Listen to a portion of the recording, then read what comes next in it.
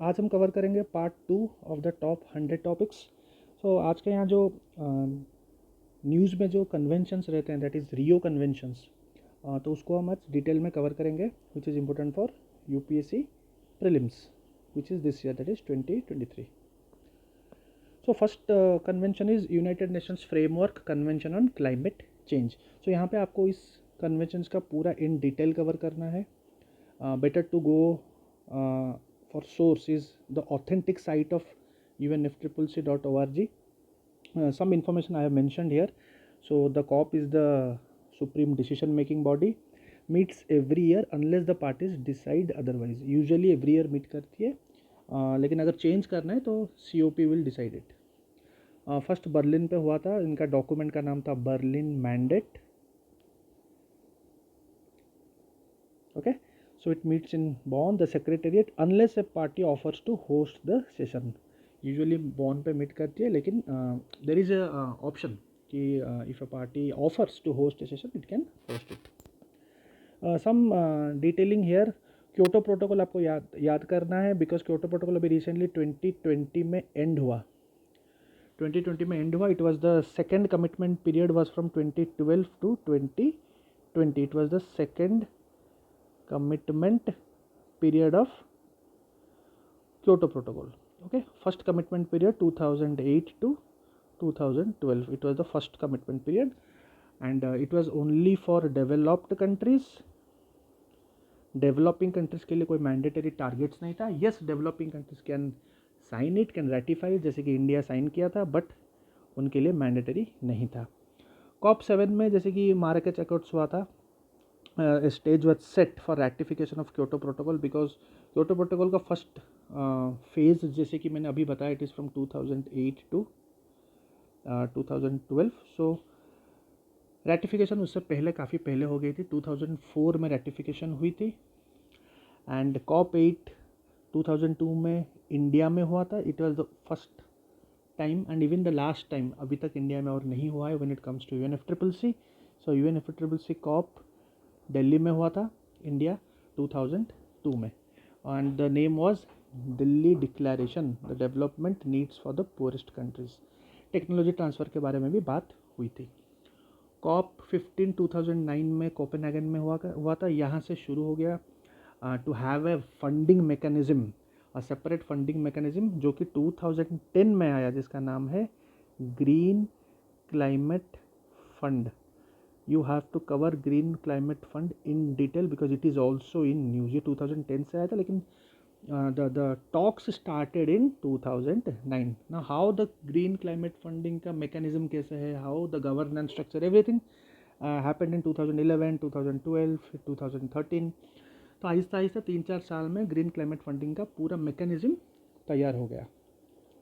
And just remember, green climate fund is the personal funding mechanism of UNFCCC। सिर्फ UNFCCC के under में जो projects हैं वहाँ पे ग्रीन क्लाइमेट फंड फंडिंग करेगा, जैसे कि क्योटो प्रोटोकॉल और पेरिस एग्रीमेंट, राइट। बात करते हैं एडेप्टेशन फंड की। Adaptation fund is only for Kyoto protocol. Remember, it is only for Kyoto protocol, not for Paris. Okay, ये 2001 में एस्टेब्लिश हो गई थी एंड 2008 में लॉन्च हुई। Okay, fine. फिर एडेप्टेशन फंड यहाँ पे 2008 में, जैसे कि मैंने बोला, लॉन्च हुई है 2008 में, लेकिन एस्टेब्लिश हो गया था, एडेप्टेशन फंड एस्टेब्लिश हो गया था 2001 में। It was established in 2001 adaptation fund. It was only for Kyoto protocol. Poznan पे हुई थी COP 14, और यहाँ पे एक प्रोग्राम का नाम था Poznan strategic programme for technology transfer. फिर COP 13 2007 में बाली एक्शन प्लान मिटिगेशन के ऊपर, टेक्नोलॉजी के ऊपर, फाइनेंस के ऊपर सब बातें हुई थी। Okay, I just need to tell you here, you need to also cover REDD and REDD plus. I do a separate video on this because थोड़ा conceptual है। you need to know exactly what's the difference between red and red plus, because when you are studying Bali action plan, यहाँ पे आपको red plus के बारे में भी पता चलेगा। okay, नेक्स्ट कैनकन में 2010, यहाँ पे जैसे कि मैंने बोला ग्रीन क्लाइमेट फंड शुरू हो गई, इसको हम कैनकन एग्रीमेंट्स बोलते हैं। फिर 2012 में जैसे कि मैंने बोला 2012 से शुरू हो गया the second phase of Kyoto protocol 2012 to 2020। तो यहाँ पे दोहा अमेंडमेंट हुआ क्योटो प्रोटोकॉल को, उसको और बढ़ाने के लिए। यहाँ पे second phase was a very big disappointment, lot of developed countries came out of the Kyoto protocol. Yes, India signed it, but कोई फ़ायदा नहीं है, because India is a developing country and developing countries के लिए mandatory कुछ नहीं है when it comes to Kyoto protocol. फिर फाइनली 2013 में COP19, it is very important because ये आज के डेट में भी न्यूज़ में आपको पता चल जाएगा। यहाँ पे रेड प्लस, जैसे कि मैंने बोला, आप रेड प्लस जब पढ़ोगे आपको पता चल जाएगा व्हाट इज़ रेड प्लस। यहाँ पे रेड प्लस का पूरा मैकेनिज्म, प्रोविजंस, एवरीथिंग कहीं ना कहीं एक डॉक्यूमेंटेशन हुआ उसका, जिसको हम बोलते हैं वार्सो framework for red plus. Okay, this is one thing. Second thing और क्या हुआ, वार्सो international mechanism for loss and damage. जो नेचुरल कैलेमिटीज़ है, जैसे कि अर्थक्वेक हो गया, सुनामी हो गया, एनी नेचुरल हैज़ार्ड जो होता है, वहाँ से जो लॉस होता है उसको रिकवर करने के लिए एक मैकेनिज्म, एक गाइडलाइंस तैयार किया गया, जिसका नाम है Warsaw mechanism for loss and damage. ये कब हुआ, 2013 में। You have to write here, it was proposed, it was not established, it was proposed, established in Marrakech में 2016, दैट इज COP22 में ये इस्टेब्लिश हुआ। और अभी रिसेंटली जो रिसेंट COP हुआ है, हम कवर करेंगे नेक्स्ट स्लाइड में, इसका एक फंड आया है जिसको हम बोलते हैं वार्सो mechanism for loss and damage fund. तो इसका जो ये जो फंड है जो अभी रिसेंटली न्यूज़ में है, इसका जेनेसिस जाता है यहाँ को, 2013 COP19 को जाता है। फिर कैटोविस में हुआ 2024, जहाँ पे एक पेरिस एग्रीमेंट का रूल बुक तैयार हुआ, rule book, that is rule book on Paris agreement. फिर 2015 में सबको पता है COP21 हुआ था।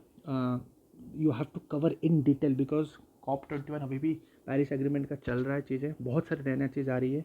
COP20 आपको करना है 2017 में, जैसे तालानोवा डायलॉग, या ऑलरेडी क्वेश्चन आ चुका है, तालानोवा डायलॉग आपको कवर करना है, ठीक है। तो ये जो कॉप्स है, खास करके COP21, COP22 जो कि माराकेच में हुआ था, बहुत सारी चीज़ हुई है यहाँ पे, जैसे कि इंटरनेशनल सोलर एलियंस का भी इस्टेब्लिशमेंट हो गया। बातें हो गई थी 21 पे, लेकिन 22 में इस्टेब्लिश हुआ। बहुत सारे इधर उधर चीज़ें हैं जो कि प्रीलिम्स के लिए बहुत इंपॉर्टेंट है। तो यहाँ पे मैं आपको सजेस्ट करूँगा कि do not focus on any one particular site, diversify your information from different sites and in particular from the .org site of the respective convention. You have to explore a bit because UPSC में questions उतना easy नहीं आएंगे and you have to do it on your own. Okay, just follow 3 to 4 sources and make your own notes so that it helps you to clear the exam. Okay, fine. फिर finally 2021 में Glasgow में हुआ था COP26। तो जब Covid चल रहा था उस टाइम पे, तो यहाँ पे 41 कंट्रीज़ और इंडिया ने मिलकर एक एजेंडा बनाया जिसका नाम है ग्लासगो ब्रेक थ्रू एजेंडा। यहाँ पे इंडिया ने अनाउंस किया कि 2070 तक नेट ज़ीरो टारगेट्स हो जाएगा। तो ये इसको भी आपको .org में जाके some relevant, I am using the word relevant info आपको नोट डाउन करना है आपके नोट्स में। रिसेंटली शर्म एल शेख में हुआ था 27। Now this is the current affairs, this is the current affair which was recently in news. यहाँ पे जैसे कि मैंने बोला लॉस एंड डैमेज फंड हुआ, जो वार्सो मैकेनिज्म से शुरू हो गया था। It was proposed in 2013, the document it was proposed, then the mechanism was established in 2016, then in 2022 the fund came. So you need to know this also.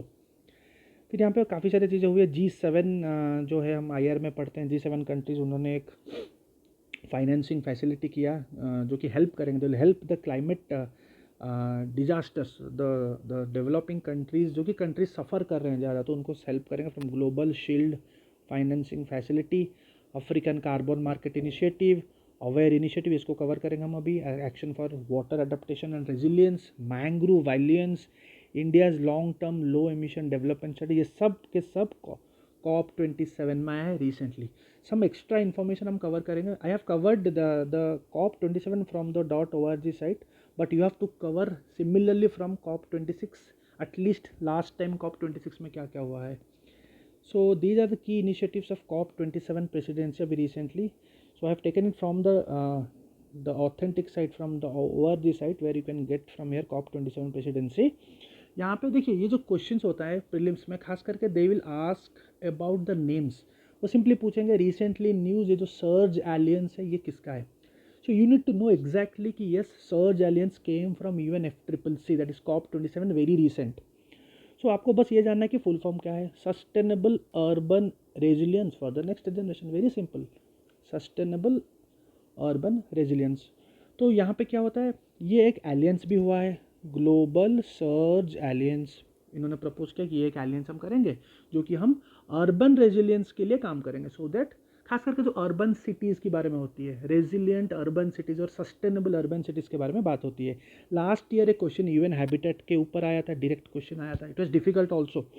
So COP27 presidency क्या किया है, collaborate कर रहा है UN habitat के साथ और एक NGO के साथ जिसका नाम है ICLEI. ज़्यादा इन्फॉर्मेशन ज़रूरी नहीं है because it's an international NGO.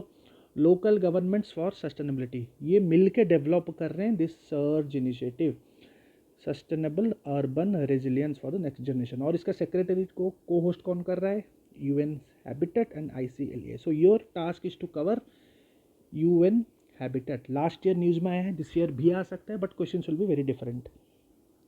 Okay, और क्या हुआ है. So this is the global surge initiative. ये सब यहाँ पे पार्टीज़, ये सब एक स्टीयरिंग कमेटी रहेगा, सेक्रेटेरिएट अभी रहेगा, हमने बात किया UN हैबिटेट और ICLEI. लोकल ऑफिशियल्स रहेंगे, सिविल सोसाइटी रहेगा, एकेडमिया रहेंगे, NGOs रहेंगे, काफ़ी सारे लोग रहेंगे इस एलियंस में. It's not like a intergovernmental organisation, it will be like an international. इसका मतलब कंट्रीज़ भी रहेंगे, सिविल सोसाइटी रहेंगे, इंडिविजुअल रहेंगे, everyone will be a part of this alliance. Working groups ज़रूरी नहीं है ये कवर करना, मेनली अर्बन सिटीज़ के लिए काम करेंगे, सस्टेनेबल अर्बन सिटीज़. और क्या हुआ है, ICAN. This is another initiative in COP27 nation, that is ICAN, that is Initiative on Nutrition and Climate Change. Simply they will ask recently news ICAN initiative is associated to which of the following, UNFCCC, UNCBD, any other convention they can put. So it is UNFCCC, very recent. Okay, so basically ये काम कर रहा है और ये connect कर रहा है न्यूट्रिशन को क्लाइमेट चेंज के साथ. Very simple. Okay fine. तो ये भी UN27 COP में UNFCCC के कॉन्फ्रेंस में हुआ है, जो कि शर्म एल शेख में हुआ था इस बार. फाइन. और क्या हुआ है, ENACT initiative, enhancing nature based solutions for an accelerated climate transformation. Very simple, आपको बस ये नाम याद करना है. Remember, if they ask in question, in direct question, they will not give you the full form, they will simply ask ENACT initiative किसका है. So ये भी COP27 में हुआ था. Okay, ENACT partnership. So basically they are trying to accelerate nature based solutions, so कि हम अच्छे से climate change को like we will be resilient to climate change and will add more solutions, will be more innovative and will bring more technological thing into or in order to fight climate change. Fine. Okay, यहाँ पे एक 30x30 target भी है जो कि हमने UNCBD में पढ़ेंगे. UNCBD में 13 टारगेट है, तो कहीं ना कहीं इंटर कनेक्शन है. Okay, next convention is UNCBD, United Nations convention of biological diversity. यहाँ पे मैं एक चीज़ बता दूँ, UNCBD को आपको कवर करना है खास करके दो कन्वेंशंस टारगेट्स जो कि सबसे ज़्यादा इंपॉर्टेंट है, that is Cartagena protocol and Nagoya protocol. Very important static part है, आपको कहीं पे भी इन्हीं बुक्स आप कवर कर रहे हो तो वहाँ पे मिल जाएगा, लेकिन you have to do it in detail. You need to understand the concept behind this. You need to know what is biopiracy. Okay fine. तो अभी रिसेंटली COP15 हुआ है. Okay, Kunming Montreal global biodiversity framework adopt हुआ था. तो यहाँ पे they had 4 goals, 23 targets. तो एक्चुअली ये दो, these are 2 different places. ओके, एक तो मॉन्ट्रियल कनाडा पे है, Kunming is in China. So actually the first part of COP14 Kunming में हुआ था. and reinforced the commitment to address the biodiversity crisis, and the Kunming declaration was adopted over 100 countries. यहाँ पे एक deal हुआ जिसका नाम है 30x30 deal. In this deal they are saying कि they will restore 30% of degraded ecosystems globally. Land and sea में जितना भी डिग्रेडेड इकोसिस्टम्स है जो कि डिग्रेडेशन हो गया है उसको रिस्टोर करेंगे by 2030. They will conserve and manage 30% trees by 2030. That is the reason why it is 30x30 deal. और ये कहाँ पे आया है? UNCBD के COP में, कॉप में आया है. और एक भी इनिशिएटिव है जिसका नाम है मनी फॉर नेचर. सिग्नेटरीज ने यहाँ पे एम किया है टू इंश्योर $200 billion पर year through public and private sources से they will channelise.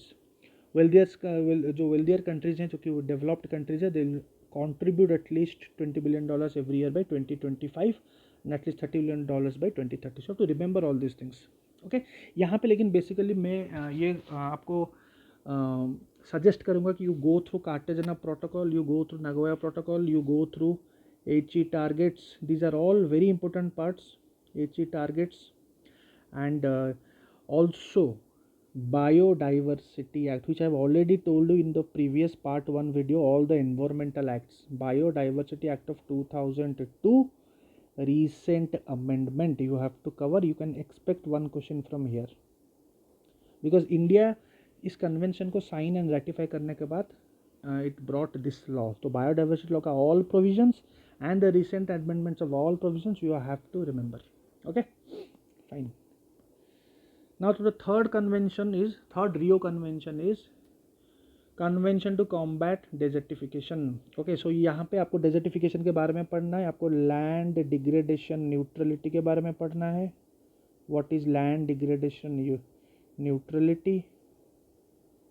Okay, so COP15 अभी रिसेंटली हुआ था अफ्रीका के कंट्री में, अबिडजान कोट d'Ivoire में 2022.